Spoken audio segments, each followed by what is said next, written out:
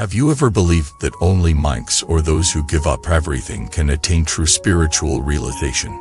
Have you thought that living in the secular world means you're forever removed from true spiritual greatness? Welcome back to the channel. Today, we are going to dive into one of the most humbling and inspiring stories of an ordinary man whose spiritual achievements were so profound that even Master Yin Guang, one of the greatest Buddhist sages of modern times, could not help but express his admiration. His name was Li Shiqian, a man who lived a seemingly common life, yet embodied the rarest qualities of discipline, virtue, and unwavering faith.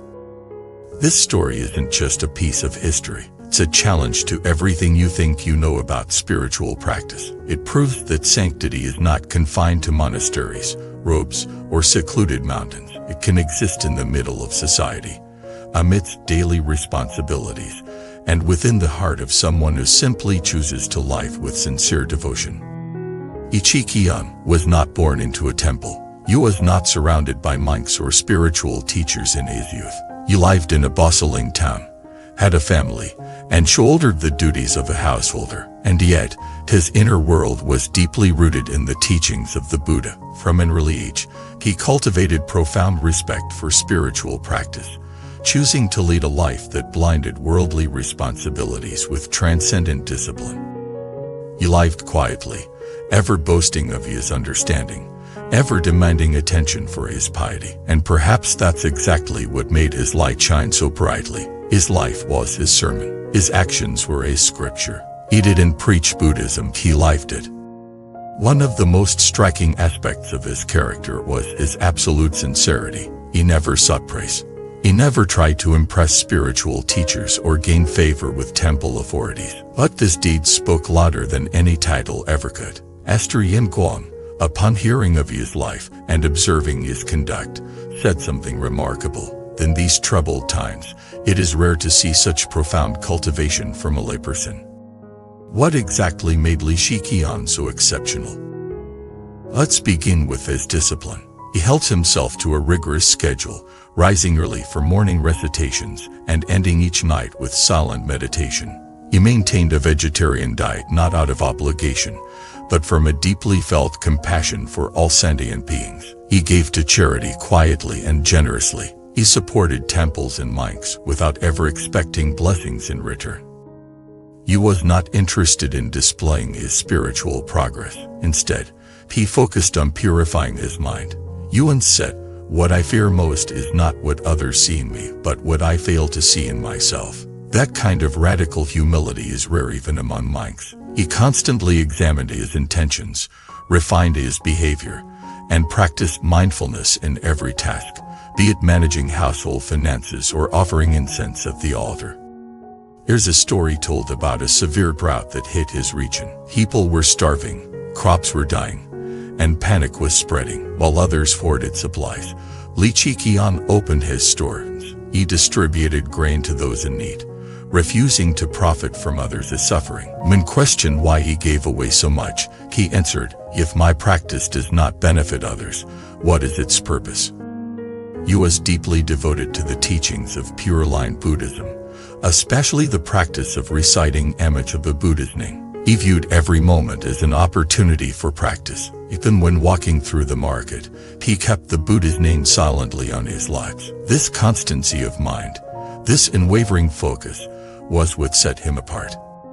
Another story reveals the depth of his spiritual insight. A friend once came to him, distressed over a personal betrayal. The man had been cheated by a business partner and wanted advice on how to seek justice. Li Shiqian listened patiently, then said, "What you seek is not justice, but revenge. And revenge always asks for a second payment to your peace." The friend was stunned into silence. "Let the karma unfold," Li Shiqian continued. "If he has truly wronged you, he cannot escape the law of cause and effect. But if you let anger grow in your heart, then you too will fall under its shadow." This kind of wisdom, clear, calm, and rooted in Dharma, Winston learned from Buxalam. It was lived. You once made a vow to recite 1 million repetitions of Amitabha. It wasn't part of a public campaign. He didn't announce it to others. A day after day, month after month, he continued. And when the final count was reached, He did not stop. He simply began again. Because for him, the practice was not a goal, it was a way of life.